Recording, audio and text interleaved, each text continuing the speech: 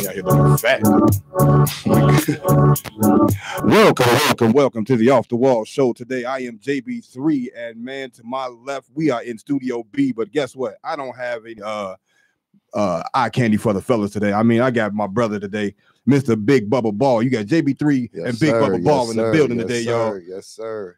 Oh, what's happening, man? Man, let's get it going, man. We gotta jump in, man. We gotta do something for the people. Yeah, we got a lot of stuff to talk about today, man. Like first, let me say this. I was at the little house picnic thing out in downtown today, man. I went live concert, right? Man, it was off the chain. I was down there, skipping work, but I mean, he didn't mad. He wasn't mad, too mad or whatever, because he was upstairs, and when he came back downstairs, we was cool, but it took him about maybe 30 minutes to come downstairs. So that's what's up. We was good up in that piece. But I mean, yeah, I had a good time, man. They had Harrow's outside. They had a whole bunch of other little shows or whatever. I mean, little food trucks and stuff. Okay. Oh yeah, we got it in out there, and it was, hey, white folks love house music too. I saw somebody stream live like last week, and I was like, wow, this is a free hour of house music from the DJs that people are gonna pay money to go see in a park. But you get to see a free hour of this at your lunch break, and you just saw all genres of people out there. Oh, definitely. Juking. I'm talking about with rhythm. Like, this ain't their first time hearing house music. Oh, yeah. So, Chicago is definitely a house staple. Oh, definitely. Definitely. Listen, and to that point, bro, I was at a concert, I want to say about 10 or 11, maybe even 15 years ago. I went to go see what's your boy name? I can't think of his name right now. It's on the tip of my tongue.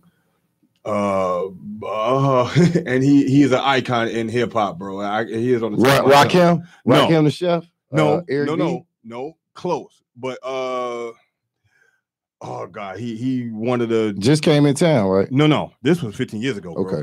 But he was saying like Chicago is that place to be that kept house music and stepping alive. You know what I mean? Without a doubt. What is this dude's name, man? He was big fat dude. I don't want to call him fat, but he is a big dude. He fat. Yeah. He a big dude, man. I mean, not Jazzy Faye. I'm thinking Jazzy Faye. No, what is this? I mean, he on the tip of my I'm looking at his face. He was in Men in Black, the whole nine, beatbox. He just Faison? No, not Faison. Hip hop, man. Hip hop. Bill. They call it the Vapors. That's Biz Markie. Biz Markie. Yeah. I brave for it. My bad, y'all. Biz Markie is a dope. Probably him and Kid Capri. I had the privilege of hearing Kid Capri spin live. Okay. And DJ Jazzy Jeff. I heard him spin live at the same venue. Capri, Jazzy Jeff, and Biz Markie. And I saw Biz live, and when Biz got in the zone, it was incredible to hear somebody put music together like he did. He let it play. He hit the breaks right. Nobody never left the floor. So Biz kind of put me in the right mind frame along with DJ Jazzy Jeff. When they get you on that floor, they pay attention to the crowd, and they keep the crowd. The crowd just gets bigger. It never gets smaller. You know what I'm saying? That's what a DJ... House music is key to that too. And he said that. He was like, man, I want to play some stuff that only Chicago heads would love. And he played a whole hour and a half set of just number house music. You know what I mean? So we was in there jamming. Yeah. You know what I mean? And this was me and my day. We was getting it in. Man, we got what's good. Florida. That's what's up. Yeah. Hey, look, man, let's jump into it, man. I was checking out. It's not often that I even pay attention to TV because it's tail eyes through vision. But every now and then you got to be entertained and keep a step ahead of what's going on and what you're going to be confronted with. Because everybody watch the news and you don't. They're going to come at you with some things like you ain't heard this, you ain't heard that. So, of course, I haven't heard anything. And the things that I heard, I was real disturbed by it. And I drove past a crime scene on 100th and I want to say Prairie, somewhere over there, where the lady was wound up being dismembered. And now, if you could picture driving past the scene, I take that route all the time, and there's never anything going on right off of King Drive up in that area. Real nice residential area. A lot of people remember that area from where we took drivers there and we had our DMV test. You know, they drive you around up in there. They let you do your 3-point turns. Right. Real close to Chicago. Exactly. You know, drive 20 miles an hour all up in that road. So it's real out of the norm to see red tape over there and to see these vehicles that they got now and watch these people go in and out of these vehicles. And then to hear later on that the lady was an elderly woman and was dismembered. Now, you know, dismemberments happen, but never in our community and never at the rate that they've been happening now. So we got to think back we got Kanika, you know, who was found in the freezer. Right. Yeah, that was weird too. You know, you just look at simple facts that the person that so-called, you know, owned that hotel where she was found at also, you know, owned some kind of facility overseas, you know what I'm saying, with body parts and things that body parts are connected to. So now you got people in our neighborhoods not only being viciously attacked, not only are our kids becoming targets, which have not, you know, that used to be back when we were growing up. Kids used to get kidnapped, but not like that. They never really kidnapped black kids. We was always too bad, you know. Yeah, you're right. Because we was taught to yell, scream, kick, bite, curse, do whatever you got to do. Just don't get abducted. So we never really got abducted. Plus, they don't want white kids black kids no way. We ain't gonna pay no ransom. No, nobody got no money. So it was pointless to kidnap and abduct a black kid unless it was for a sole purpose. Now you got the black market. So we gotta be very cautious about what's going on nowadays, especially with this black market. This black market is real. You seeing body parts now. You got to think at one point before the black market was real popular, like let's say 10 years ago, drive-bys was at an all-time high. And I remember Dick Gregory saying something to that fact, saying that, you know, all these drive-bys and so-called gang shootings are nothing but organ donor. These are for body parts, you know, and if you think about it, all these rich white people that have a lot of money, I'm always reminded of like a Bilderberg, one of these guys that died last year. He was 80-some years old and he had 19, almost 20-some heart transplants. Mm-hmm. How can one person go through that many hearts? And where do you get these hearts from? Right. Now, I understand you're a billionaire.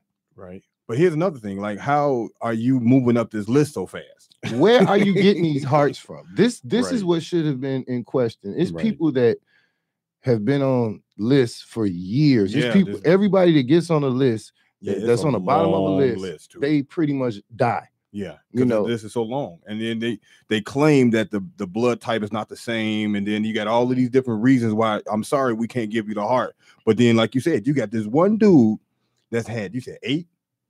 No, double digits. I'm not correct about the amount that he's had, but I know he had double digits. It was a high double digit. It wasn't 11. Right. It was 18, 19, 21 heart transplants. And none of them worked, though. That's another thing. Well, they all worked, but the last one, you know what I mean? Yeah. So it's like, now think about the irony in that. All this money, you know, what are you doing to your body? What are you putting in your body that you're running through that many hearts? Not only do you have hearts accessible, you know, we have certain foods accessible, but certain times of the year, you can't get certain foods. This man can get 27 hearts. Yeah. In any given moment, he's like, baby, geez, go get another one. Look, call a man, you know. Man, for real, he got that hotline, that little red phone on the side of him. So, you know, I bring that up to say now it's getting more common because it's touching a little closer to home. That was real close to my rest. You know what I'm saying? So for me to be 5 minutes away from that scene and then the next day hear about another crime scene, you know, down the street from it, no dismemberment, but it was still the same fact. Like, whoa, this is getting close to home. Let me see what's going on. And now it's been a string of kidnappings. So, you know, of course, you know, you listen to the police. You always give them a chance because investigations has to happen. You can't just hear opinions of everyone and just form a fact and go to the news with it because you're going to have hysteria. And that's chaos. So I understand the investigation process. But at the same time, we're dealing with something that, you know, we see in movies. And if somebody is imitating a movie, it's not somebody. It's the black market that's been out there for a long time. And the thing is, like, you got all of these movies that imitate life. They got the idea from somewhere. Yeah. You okay? 50%, 40%, 50% truth is in every movie. The rest is fiction. Definitely. I mean, you got to get the idea, and then they just kind of, you got writers that run with it. Yeah. But you got to get the idea from going, black market babies, and then they write it from there. So what do we do? Do we still leave our elderly grandmothers, aunties in these homes by themselves? Do we still leave our children at home? Do we still leave our this is what's disturbing. As you drive, I challenge everybody to watch that's watching us right now. If you're out in the street, if you leave out in the street, pay attention to the youth that are in the street. Pay attention to them not paying attention to you. Pay attention to them not paying attention to anything. They have their phones. They're looking at their phones. Some of them are dancing. Some of them are talking and FaceTiming. This is part of the problem. Their attention is not where it's supposed to be. This is true. And I think one of the solutions is, or let's just say it might be a part that could make a step forward. You could probably just expand the neighborhood watch, because right now I think everybody that was in neighborhood watch as a kid, when I was a kid, is old now. You know what I mean? Yeah. You got the elderly that need to be watched. Okay. So now we need to kind of expand and get more people, more volunteers for neighborhood watch. That I think was a pivotal part in me going to school, and most kids going to school and being able to make it home, because there's nobody's watching each other right now. Like you said, everybody's on their phone. For an example, I was on the elevator the other day, and I promise you, it was about maybe 8 people, okay, including myself. Now, there were elderly people on the elevator, and there were some people, mid-30s or whatever, and younger. Let's just say the 5, including myself, 5 people. Well, no, I'm sorry, 3 people that were elderly weren't on their phone, and myself, I wasn't on the phone, but the other people were. All of them younger. You know what I mean? So like nobody knew when they were supposed to get off. When the elevator come off, it was boom. Oh, it's my turn. Okay, now they get off. Right. So nobody's paying attention. Right. You know what I mean? So anything could have happened on the elevator or whatever the case may be, but I noticed that it's just the younger generation X. We don't pay attention. Everybody's into their phone. Everybody's paying attention to something else. Everybody's trying to get their 5 seconds of fame. Everybody's trying to get somebody to say, "Look at me." Yeah. It's sickening, man. I was having a conversation with an older guy, and I was letting him know, like, I really don't see any hope. I came across a picture. Well, it's a post or whatever you call it on Instagram. It's like picture posts. People post pictures and they write their life story, whatever they're going through. If you leave me, you'll never be right again in life. Facts. And it's like something that this woman is going through in her life, that would make her post this. But anyway, they post these pictures and that's how they vent now. Yeah, exactly. On Instagram. They don't do it on Facebook. They'll copy and share on Facebook. But Instagram, it's a different monster. And I saw somebody had a picture of someone texting like a normal person, and then it had like 2 years in his neck, and 3 years, and 4 years, and after 5 years, his neck was swollen. Yeah. Bro, it's like everybody's gonna be walking around like the hunchbacks. You used to see a lot of older white people with this disease all the time, and they would be hunched over, their neck bent. This is how we are finna be. I drive a lot on every expressway. When I get a chance, I look in the next car on purpose just to see if they're looking at their phone, and they are on their phone. I can win some money if I really wanted to and record every car that's going past me. I don't know if it's a coincidence. I don't know if it's the time of day. I don't know if maybe this person next to me is really that important. All I know is sometimes I do it. Right. And it's for, I try to do it for some important reasons. I don't want to sit here and say like, I never drive and not be on my phone. Right. That would be asinine. But to the point of where I know what I do on Instagram is my thumb is scrolling, because I might like a picture. It doesn't take long. Click, click, boom. And you scroll it. Click, click, boom. I see so many people just scrolling, driving and scrolling. What are you scrolling? Right. Why do you have to scroll while you drive? What's so important? What is on this phone that is making you scroll? Twitter. I see people scrolling down Twitter. Why are you a scroller? It's like people it's 2 type of people that really, kind of get on my nerve and with my friends, and I had to take the remotes in their house. I call it disrespect in their house. When they have you sitting in their house, They have their remote. You're watching their TV in their home, and they have you watching the damn guide channel, where it's just the preview channel. Right. But bro, at the same time, there's a movie on. No, you hit the button and the guide pops up, and then we just talk, or we just not talking, and we just looking at the guide channel, and we really not looking at it, but we looking at it. Right. And it's like, bro, give me your remote. Right. Give me something to watch. Right. And then it's another one that will just click channels, just boom, boom, boom, boom, boom, boom, boom, boom, boom, boom, boom, boom, boom, boom, boom. So it's like, okay, fam, I know you got a direction. You're going down. What number are you looking for? Please don't kill my eyes by making me watch. You go from 147 to 237. You're not giving any channels a chance to catch your imagination. But you know what the thing is? People just like to channel surf. That's not surfing.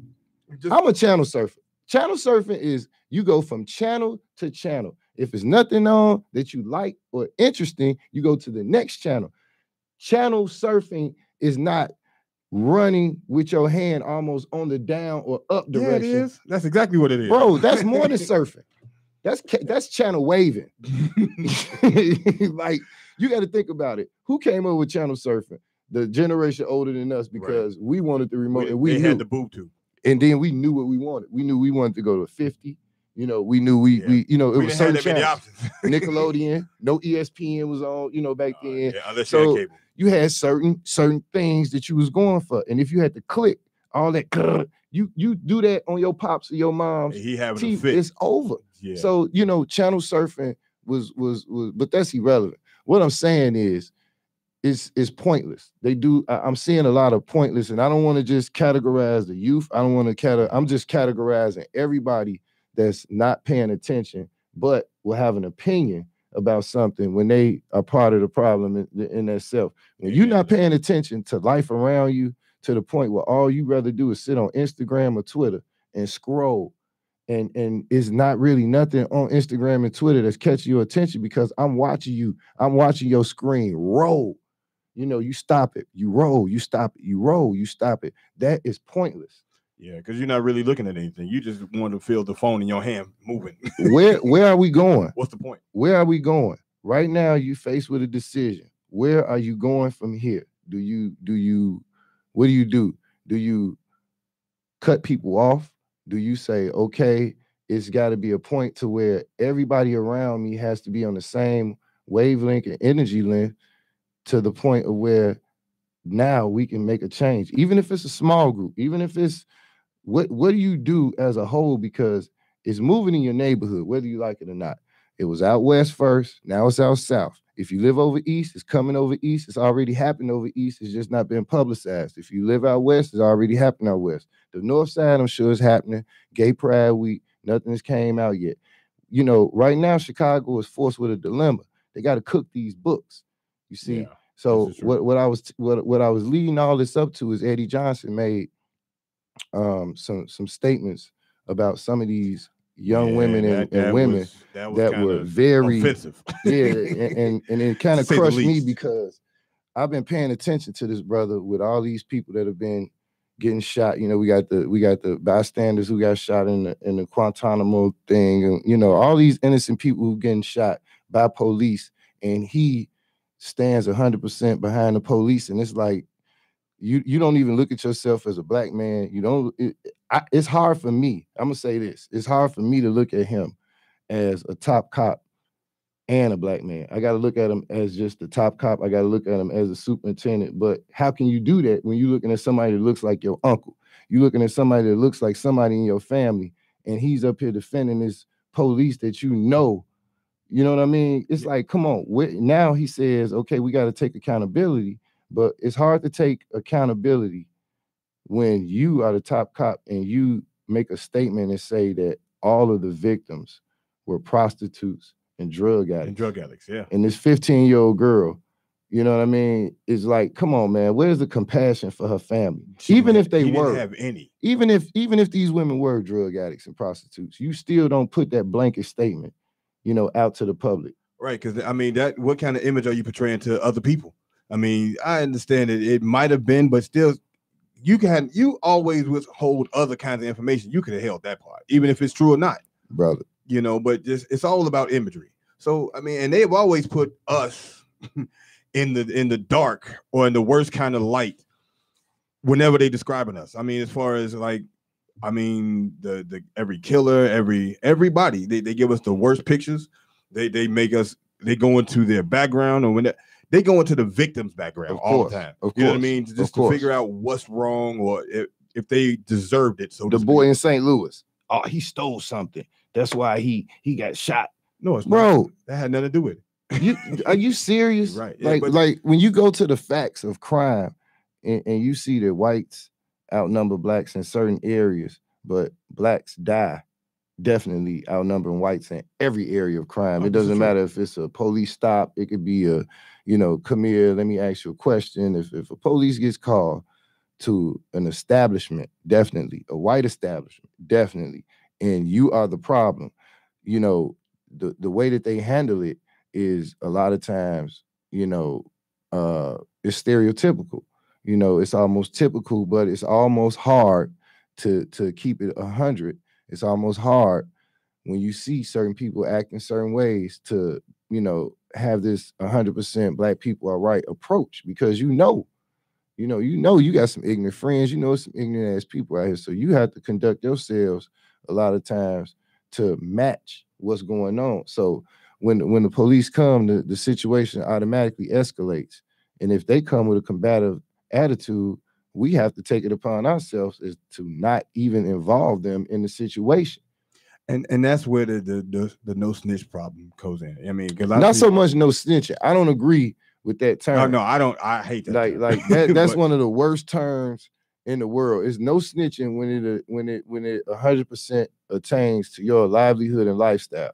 Everybody that says no snitching 100% doesn't believe, and I give you a prime example. Yeah, me. If somebody does something to your child, and I don't have to name anybody. If somebody does something to your child, you mean to tell me you not finna call nobody? And somebody, ask. You know, I mean, like, you're come gonna on, ask man. questions all over the city, all over your neighborhood. You're gonna figure and out. And if you find out, you're gonna do your own investigation. You find out who did it, and you can't get to that person. You mean to tell me you're not calling and telling somebody on them? Oh yeah. So I mean, come on, man. You know, the no snitching thing is what it is. But I think it's they don't tell the police. That's why do you tell the police? Because nothing happens. Police find a lot of evidence. They come to a lot of scenes.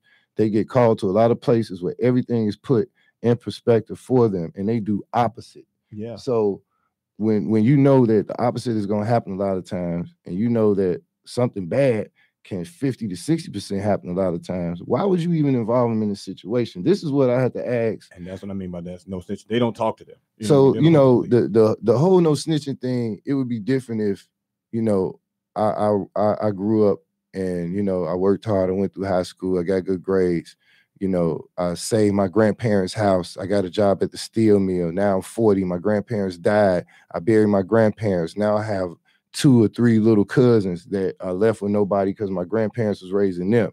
And now I allow them to sell drugs, and they still stay in the house. Now when one of them gets killed, now, whose fault is it? No burden goes on me. You know, you see what I'm saying? Now, how do I wash my hands and hold my hands up when all my life I've been this stand-up guy, but the people that I'm supposed to care the most about now, I let them go to the streets and say, oh, okay, well, you know, grandma, she wouldn't have did this, or, you know, we didn't get disciplined by granddad. That's because you're the cool cousin. Exactly. Where does the cool cousin stop? You know, right. When do you do the right thing? You know what? And lead by example, though. Yeah, and this is true. And I saw something today. It says, like, it was a meme. It said a real ninja knows when it's time to stop being a real ninja and become a man. Yeah, you know what I mean. So I did. I mean, I did. It comes like it's a harsh realization that you make. I tell all my young guys that's under 30, you know, life get real at 30. By the time you get 30, you know right from wrong. You've been in some situations. A lot of men that I know have been in some jail situations. You've been in some court situations. You've been in some, might have been moved around. You might have, you know, lost a house. You might have got uprooted. You've definitely had some death. You've had a couple deaths by the time you're 30 years old that have hit home, that have changed your opinion and your outlook on life. You've had some successes, and you had a couple failures. And if you haven't had a couple failures and you only had success, you're about to have a failure. And you're about to have one of the biggest failures in your life because you've never failed. You've always been successful. You've always been this great athlete. You've always been a stand-up student. And you got married. You had your kids. You and your wife go to church every Sunday. 2 of those kids are not going to be yours. You know what I'm saying? I wouldn't go that far with that. But I'm just saying. I'm just saying. This is how life works. Yeah. This is how life works. It's something is going to happen in your life to make you analyze and look at yourself. And it's until you look at yourself, that takes about 30 years. You think about it. You was in your 20s. What were you doing? You so happy to be grown. You running around. You're doing what you want to do. You talking to every girl. You wanted to have a shoe. I wanted to have a shoebox full of phone numbers. That was my thing. Yeah. It was always right. How many you get? You talking to your boy? How many you got? You never talked to 80% of them girls. Not ever again. Ever again. So what was the point? 16 girls in this one. For me, it was a esteem. It was a self-esteem thing. You know, now I feel like I can walk up to anybody. I can go in any room and talk to anybody. But that had a little bit to do with it because I got rejected by a lot of girls. A lot of girls didn't give me the time of day, so I had to learn how to deal with that. They knew you wasn't gonna call them. But it wasn't that. They probably saw something in me. They a lot of the guys that I was hanging with when I was going to these events, you know, they were like playboys or whatever. So, you know, certain girls that are smart, they can look at a guy and see that, okay, he only want to smash, you know, and it's up to them whether they give that number and open that line of communication or close it. You see what I'm saying? So you got to take some accountability. All of the young girls that's out here, I want to stress to the parents, you know, I know we raising our children in different times. We want to be lenient, but we have to make our girls dress appropriately. It's nowhere around, you know, the hospitals are kicking these sick men out. It's pedophilia at a rampant rate. Most rapes happen through family members. Most people get raped through a family member, somebody close, somebody that you think or your parent thinks is a family member.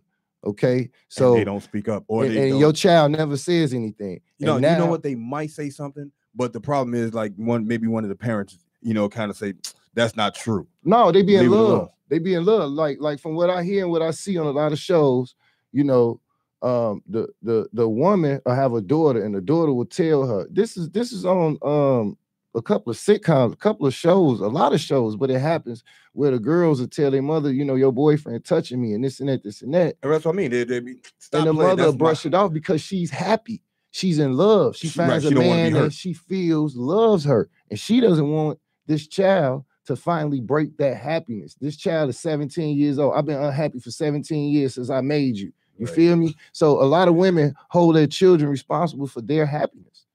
So I want to say this. Stop letting your children go out here half dressed. Stop letting your little girls go out here with their butt hanging out. Ladies and gentlemen, Daisy Dukes are not cool on the for these little girls. No. Y'all got to stop it. My daughter's guilty of it. You know, every pair that I confiscated, I burned them. Yes, I T-bossed them joints. Wow. My daughter. Good daddy over here. You feel me? Like, if you ain't got them to wear, you go cut them and make them? Okay, let me find out. You feel me? Like, okay, cause now, you know, I take pride that they went to school. You know, my kids act up a little bit. They do a little misbehaving. I did. I talked a lot in class. So if they talk a lot, they do a little misbehaving. It's okay. Their grades are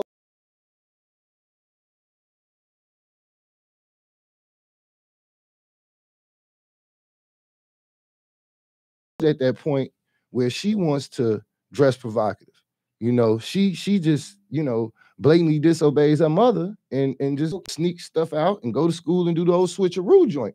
So I'm like, I was ready for that like teenager. You know, that's when the girls was doing that at Simeon and teenage. Like, you see them walk in with pants on and come out with Dukes on. Yeah, this is true. But at the same time, kids are getting smarter. 11? Yeah. So it's like, fam, what do I do? Yeah. Okay, hey, you do what's right. You do. Now I'm gonna tell you right now, I don't have no kids, but this is just my suggestion. Right. Okay. Right. But at the same time, you check up on the school. You let your children know that you crazy. Basically, I mean, because do you want to get them in the mind? I don't want to let them know. I just show them. So I always like to say, this is my next tattoo.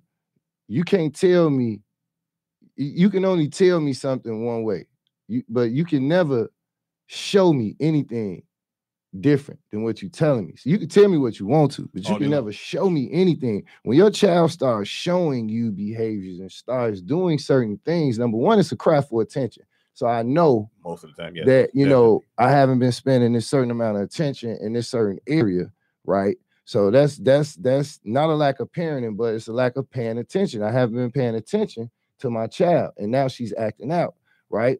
So what I saw in my younger son, he wasn't acting out. He was just doing certain things when he wanted to, but he's a Gemini.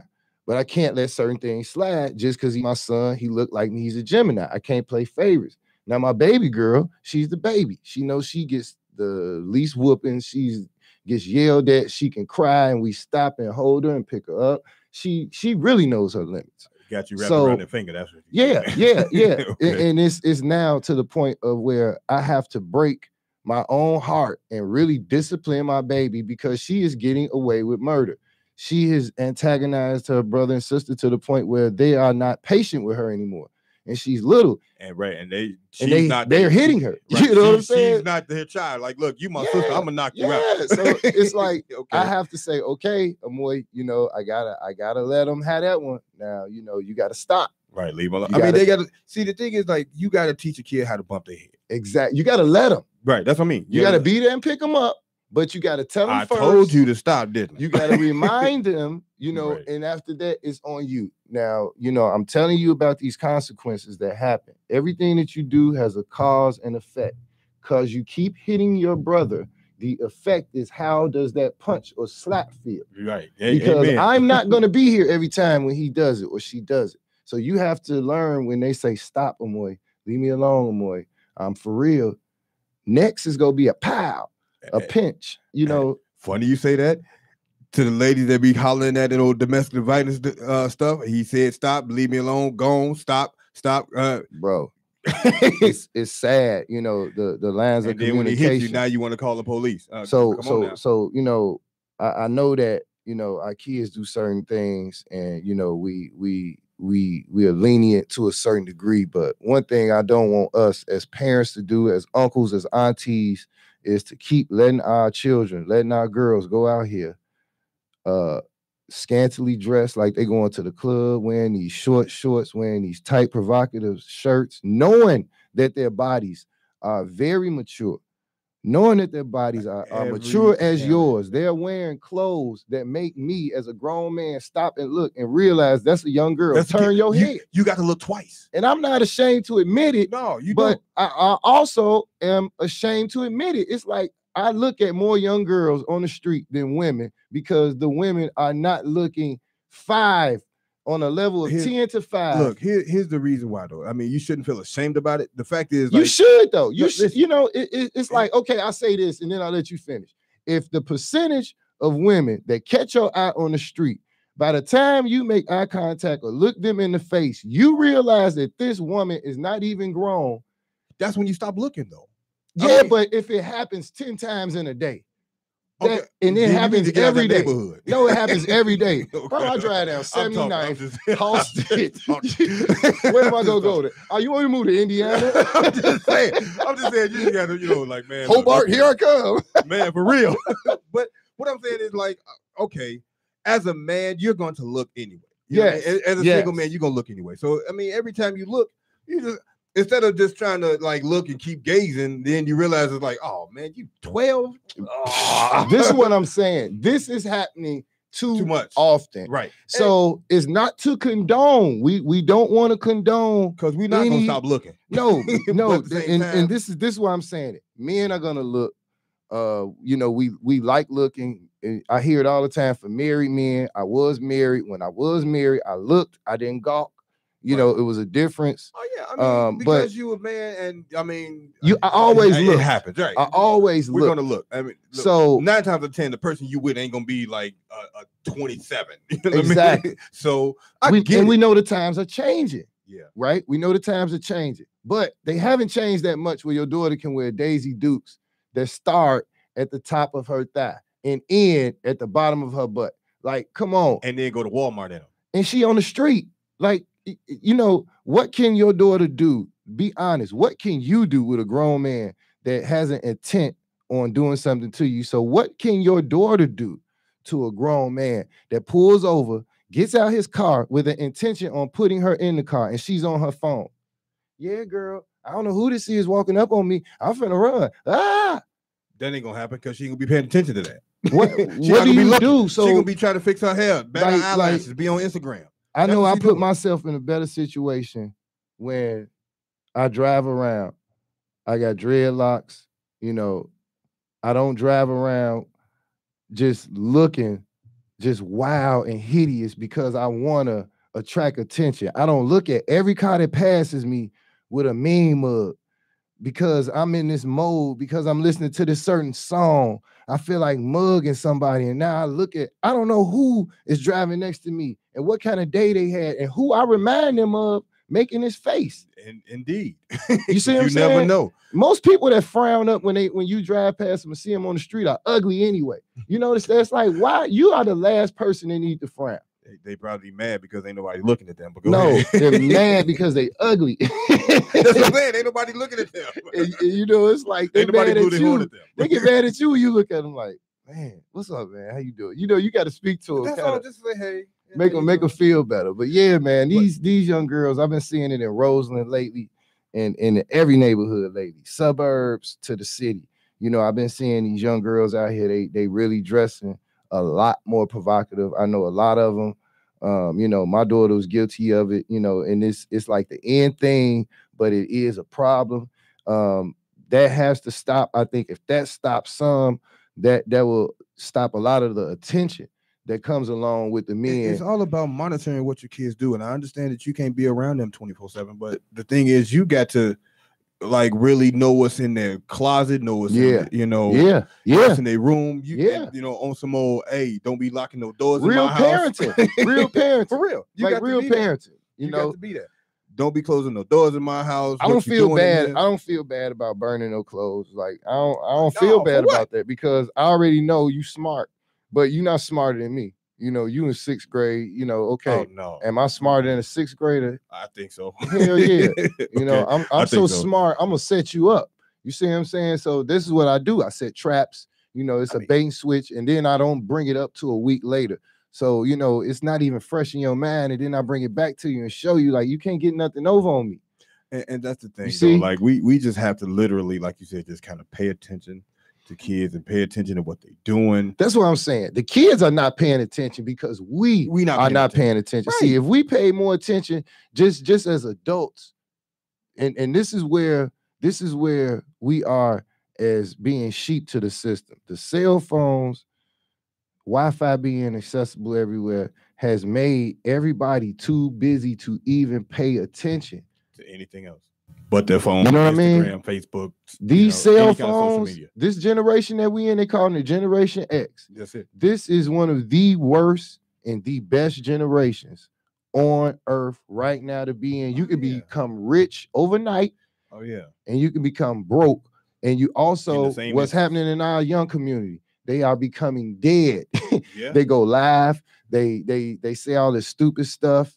Right, they got the kid Triple X. I saw a lot of controversy about him. What you think about this dude, man? You know what though? I've never heard his music, but from my understanding, I've heard that he had beat his girlfriend who was pregnant several times. Like his rap sheet is disgusting when you look at what happened to him. Like, how did he die? Did he get shot or what was it? Like, from what I heard, okay, he did get shot. I don't know how. I didn't really look into it. It was gang related.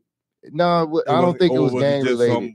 Maybe her brother, somebody, some family member. I really don't know, and I really don't want to speculate. If somebody know, they can pop it up or whatever. But I do know that when I saw the rap sheet and the things that he was accused of, and was on probation at that time, and it was like he made his last live that he made on Instagram or whatever.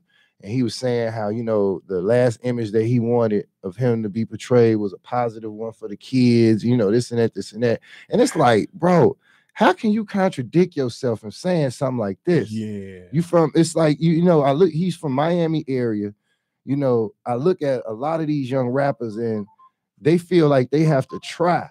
You know, they trying so hard to do so much. It doesn't matter if it's negative or positive, but it's got to be negative to get the most publicity, right? This is true. I mean, that's the same concept as sex sells. So yeah, definitely. Yeah, and then it's like no such thing as bad news. No, right? There's such thing as bad publicity. Exactly. So as long as you find a way to stay in somebody's mouth, become a topic, and relevant, that's keeping you relevant.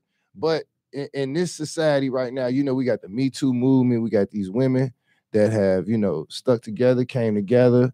Yeah. They are, trying to make a change for whatever purpose and reason that they come together for. I don't see why, but unless it's for making equal money rights, I don't see all this standing together, and we're not, having men approaching us listen, men get approached every day at the post office. That is one of the biggest female hounds on men. Men lose their job at the post office. Wow. See, I don't know that yet. But this is facts. This is facts. Like, I know men who have lost their jobs because they didn't want to mess around with a woman that had juice. The post office is still highly, like 60-70% female ran. So a lot of men don't even have juice in the post office. Yeah. So this just comes with power. With power comes, responsibility. But nobody wants to accept the responsibility, but they want the full power. They want 100% power. They don't want to accept the responsibility of the decisions that they make when they had the power. So you got to be accountable for that. Yeah, this is true. You have to be accountable when you have power to say, okay, when I set this in motion, what's going to happen after that? And if you don't think about that, what do you do when that happens? The bottom line is you just might, okay, let me stop being funny. I was just going to say, yeah, guys, just go ahead and hit, let her do what she going to do and just go home. It wouldn't be that many babies out there. You know what I mean? It wouldn't be a lot of people married. It wouldn't be a lot of fake relationships. And that's what I think it happens at the post office anyway. So I don't know. But like I said, my co-host before, she works at the post office. She, big ups to Miss Lady Magnificent. She's in Ohio now. But yeah, man, it is what it is, bro. And I get it. Just all I can say is women stop hounding these men at the post office. A lot of times, like, it is what it is, bro. When you put yourself in certain situations, it's like if I was hard up and I got a job tomorrow at Arnie's strip club, and that'd be a hell of a job. But in 80% of the women in there, let's say sixes, and there might be like 2 or 3 that's nice looking that I would mess around with. But you know what they do? Like, you work there every day with them, so you know what they do. I would be a fool to take one of these women serious. You know what I'm saying? And actually, wife them up, start a relationship, have a kid, knowing that this is the primary source of her income. She likes it. And there's no way that I should be trying to persuade her, and there's no way she should try to persuade me to become a stripper. Why would I want to become a male stripper? Because she's a female stripper. And why would I try to persuade her to stop stripping when I met her stripping? Well, okay. I dated one when I was younger. Why are you not with her? Why am I not with her? Actually, she cheated on me. So ding, ding, ding, ding, ding. Right. See what I'm saying? Right. But that was she had actually at that point she had stopped dancing after that, though. Okay. Something entirely different. Okay. You know what I mean? So it wasn't like with somebody she met at the club and then like that. It was right. Later. Right. I had one away to school and all that kind of stuff. But no one go last number. That's what I mean. But funny thing, she proposed to me, but that's another story. Yeah, that's a blessing. Yeah, I know, right? Whole other story on that subject. But I mean, but the relationship for the most part was great. You know what I mean? Okay. We did our thing. We were peas and carrots, bro. Like, it was meat and potatoes. Fun. Yeah. Fun. Yeah, it was great. But I was a kid, though. Exactly. You know what I mean? Now that you're grown, entertain the idea of going to a strip club, meeting a stripper, no, I'm not. You know what I'm saying? It's like, because I didn't meet her there. Now, if you do, not saying that was your intention, but if you go there, and we all know, you right. Could fall in love at Jules, you could fall in love at all these moment. Yeah. It doesn't matter where it is. So you at the strip club and you see her and she see you. And, for whatever reason, you give her a chance and blah, blah, skippy. But for one, after y'all do what y'all do, and after the lust, because we all know it's lust. And I ain't gonna lie to you, I'm a little softy, man, because I give everybody the benefit of the doubt. You know what I mean? On some more, no matter, I don't really judge right away. Okay. You know, no matter what you do, especially like you said, dancing and stripping, all that kind of stuff. I mean, yeah. The people I would judge is a prostitute, not necessarily a stripper, but 9 times out of 10, they kind of they go hand in hand. It's hard. See, a prostitute, you know, she if somebody tells me she's a call girl and she smiles, okay, baby, you know what I'm saying? Right. Like, I even applaud you for even going to the edge of the cliff and not jumping off and saying I'm a prostitute. You at least classed it up and said I'm a call girl. Okay, basically the same thing. So we know, okay, we grown. She respect me enough to at least let me know that, because eventually I'm going to see something that's going to let me know, hey, this chick in a lot of calls. She stay fresh all the time. And she's gone at night all the time. You know what I'm saying? so it's always some telltale signs. You know? But like I said, I'm a little bit of a softy, but I always give people benefit of the doubt. I never really judge of what they do. I judge a person by their character and how they treat other people. Yeah. You know what I mean? Versus, you know, like I said, what you do or what your occupation is. That's none of my business. If you're making money that way, hey, so be it. If that's if your bills are paid doing this, okay. But don't expect me, if you are a dancer, don't expect me to go full-fledged. Like you said, don't be serious. Don't expect me to look for that white picket fence life. And then this is the thing, unless you're just doing that to get through school. I had a hard time when I was dealing with and she wasn't even a stripper. She just wanted to dress provocative. This one girl I was dealing with, she wanted to dress provocative. She lost a lot of weight.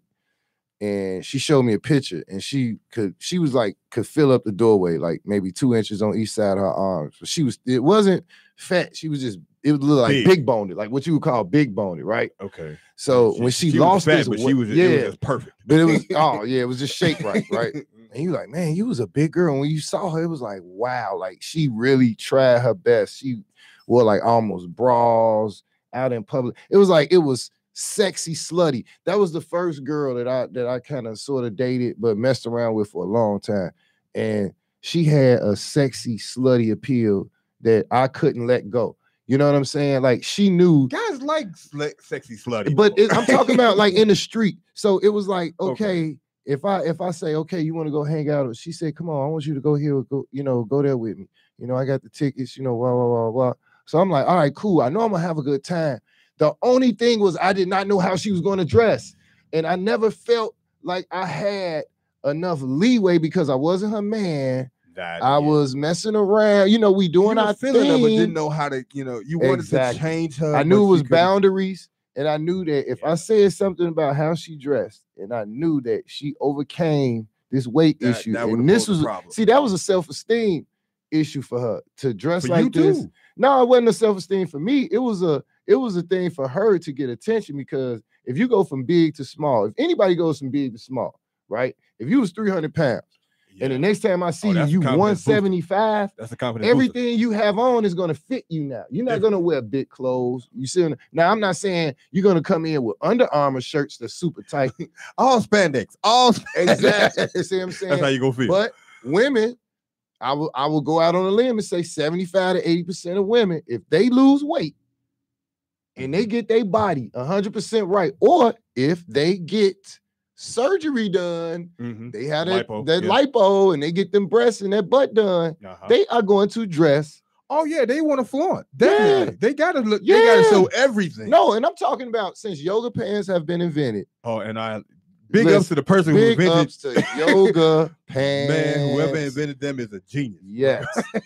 I love yoga pants. Thank you. Greatly appreciate you. 2018 spandex. For real. Yeah, look. Yoga pants got white women with no booties looking good. Oh my God. It's unreal. Like, booty pops are everywhere. But yeah, it's just crazy how, the attention. Certain women don't want to show their body off at all. Certain women will not reveal their body and will have a dynamite body. That is something that happened in their childhood that they don't. No, not all the time. I've met some women and I've asked they self-conscious like that. You know what they said? They said they get so much negative attention from men that they would rather cover their bodies up. And I can understand. And not. You think about this. Yeah. If you see a woman that's let's give her a 7 in the face, a 7.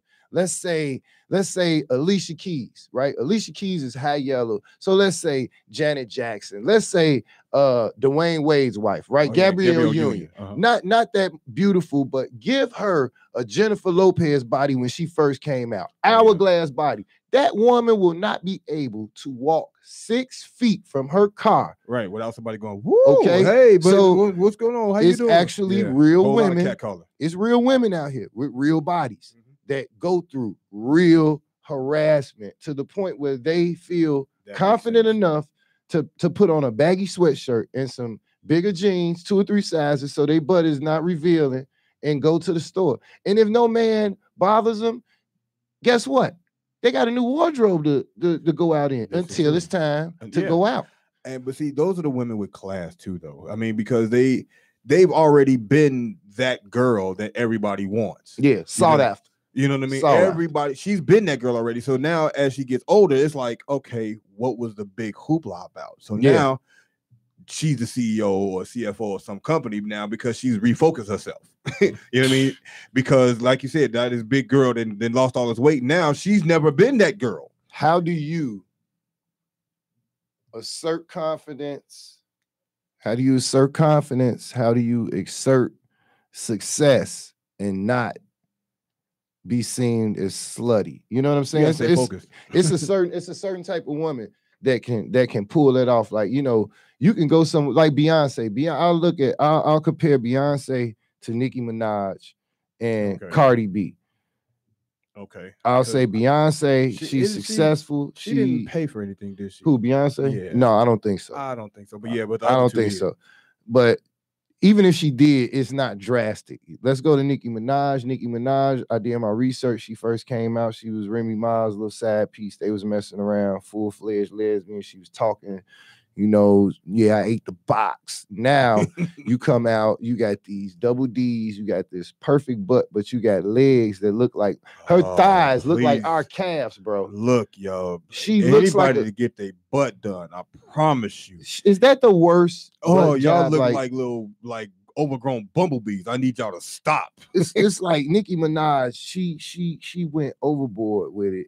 And then to go a step further, we got Little Kim, which was like the great icon. What happened to her? Bro, she just, I think she's still trying to be relevant, but that's like trying to be relevant gone wrong on steroids is Little Kim right now. She's going to be that lady that has like 50-something surgeries and plastic surgeries done that comes on Jerry Springer like once a year, and you don't know who she was from her high school picture. That's gonna be Lil' Kim in a minute. Because it's like, you know, you're trying to fit into an image that doesn't matter or care about you.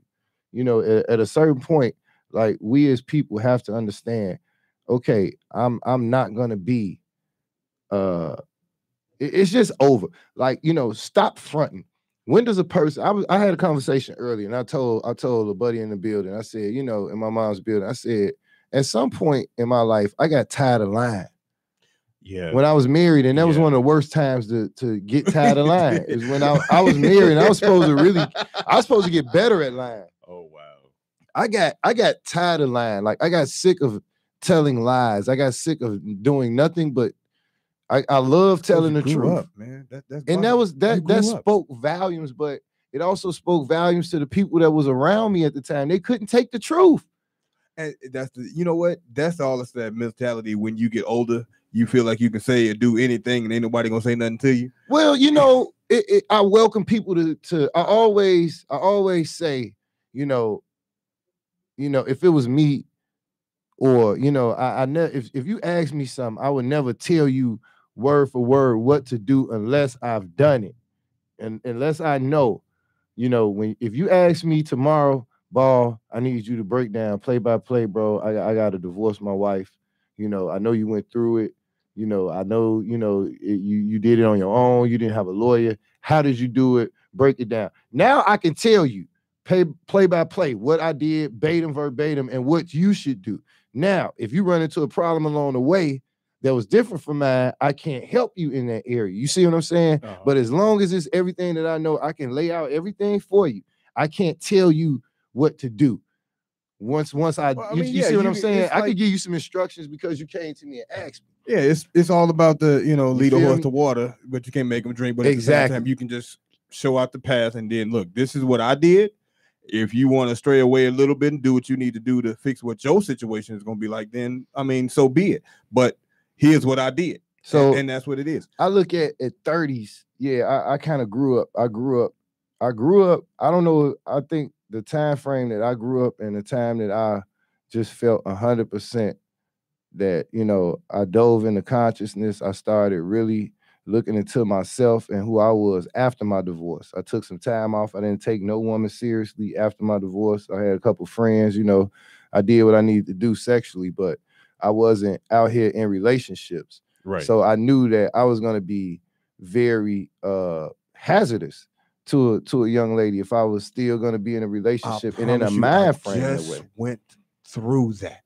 I literally just went through that. All people need to do that because we acquire certain needs. And I felt like when I asked God for my wife, I was still in the Christian mind frame. I was still praying.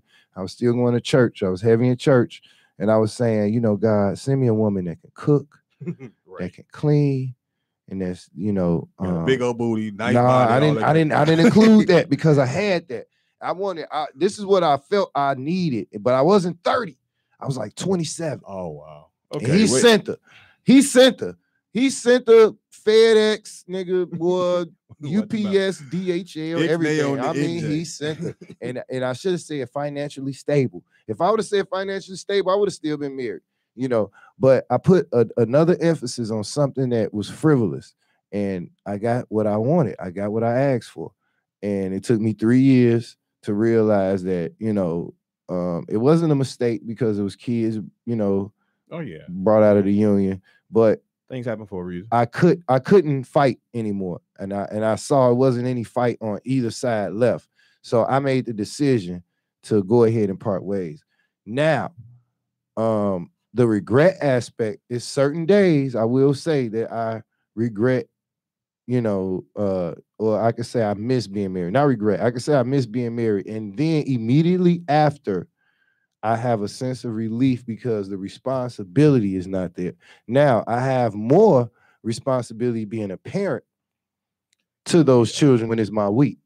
You know what I'm saying? So now you go from being one person to the next. So this transition happened in my 30s, along with other things leading up to my 30s, forced me to sit back and say, I really got to understand what is the purpose of me in life. I was having a hard time becoming employed. I was trying to find my way in the employment game. I was trying to figure out how to make a living instead of just living. See, when I did research and I figured out that everybody in every walk of life in every part of the world was just living. Once Babylon, once everybody got captured, once slavery happened, once everything was over, now you have been forced to make rules and bondage for only 8 hours. You got 12.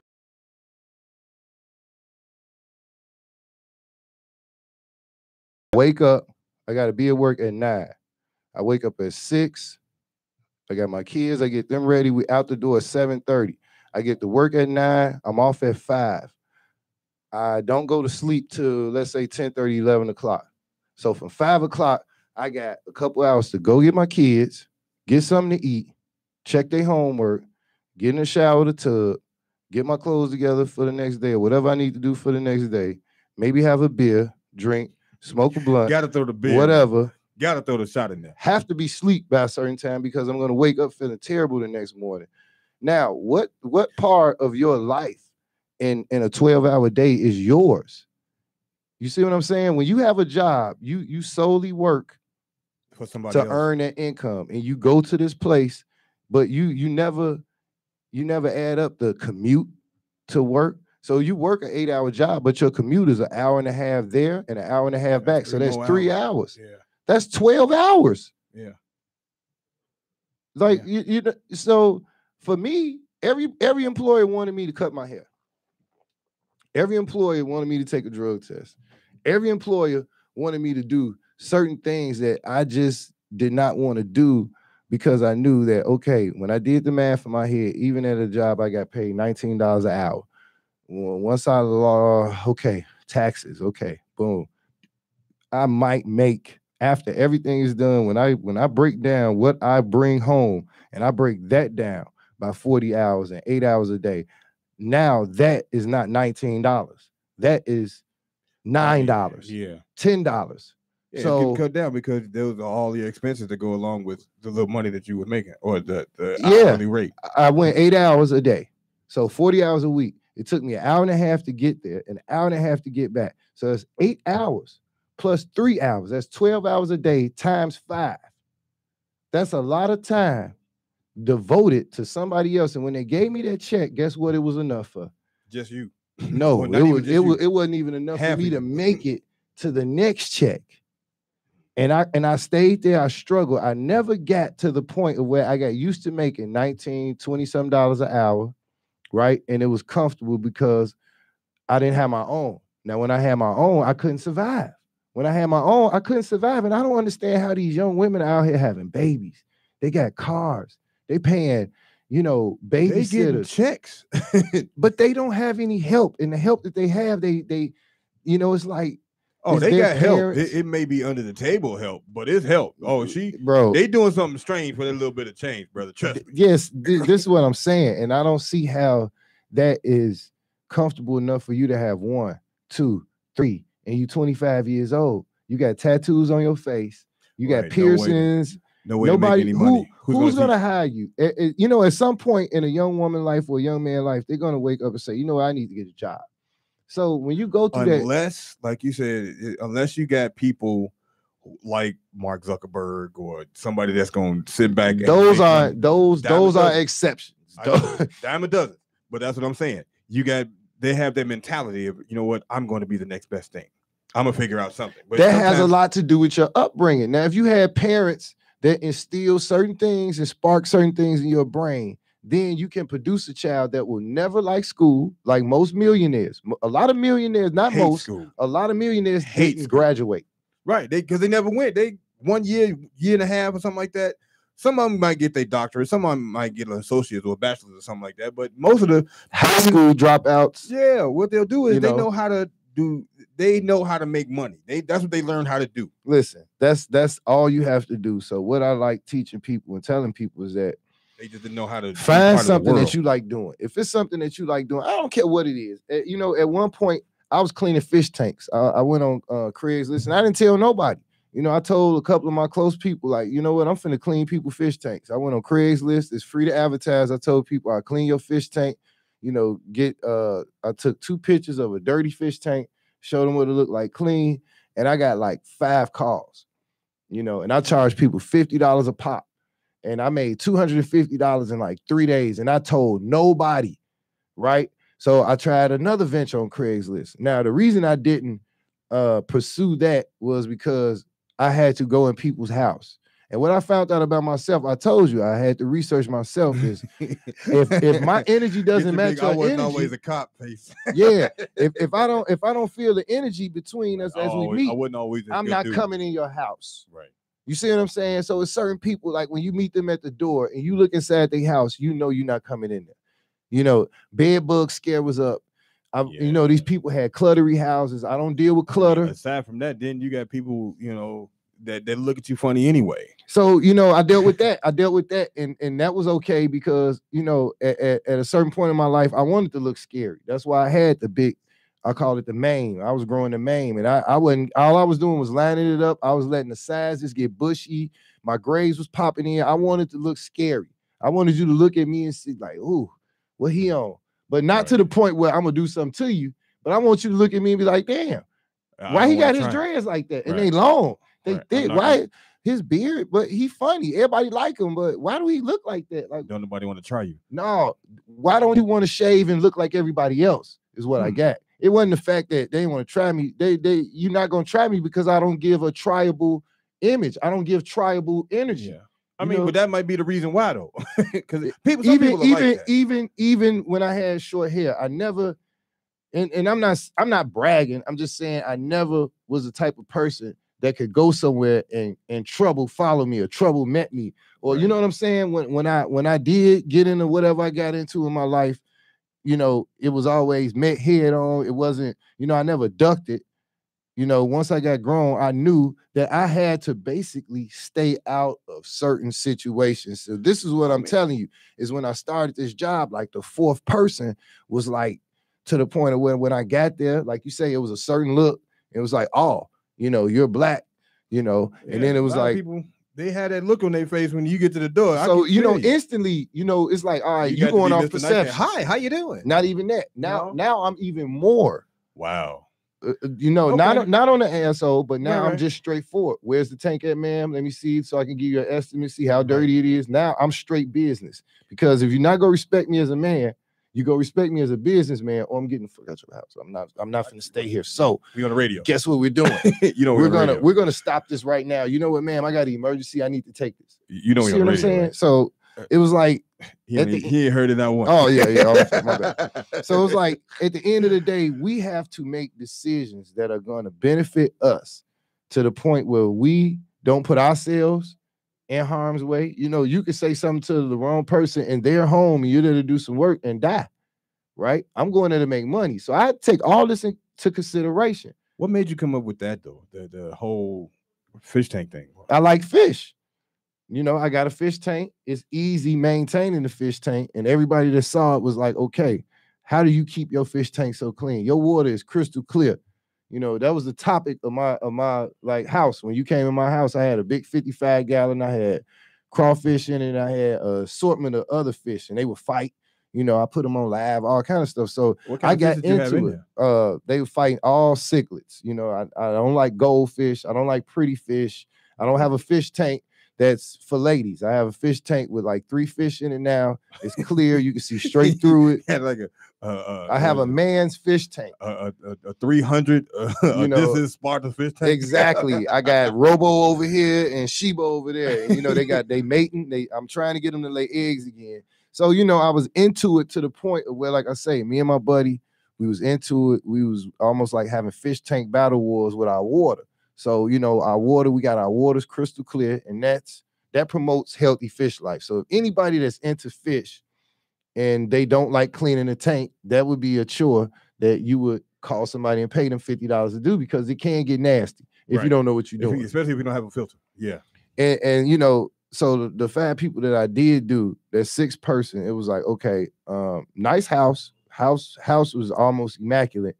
But it was just like, you know, the way she opened the door, turned and walked away, and then like said, honey, the guy's here. And, you know, I was like, you know what, ma'am? No, I'm not. You know, I'm gone. She's like, oh, you don't want to clean? I'm like, nah, because I don't want to do nothing for people like you. And I walked off and I let her know. Wow. And let it be known that, you know, I felt the energy. I understand why she looked at me. I understand what that look meant. And, you know, I'm not going to. Like she was looking beneath you. Yeah. I get it. You know, listen, I'm too tall for you to look over me. Right. So I understand. By you. But I also overstand. You know what I'm saying? So, you know, we just want to pick and choose where we put ourselves, you know. So this was a good show. Yeah, oh yeah, man. We had a good time today. This was 2 brothers, 2 grown men talking today. We had a good time. I learned a lot from this brother today. I've been knowing this dude 30 years almost. So, man, Big Bubba Ball and JB3 is in the building today.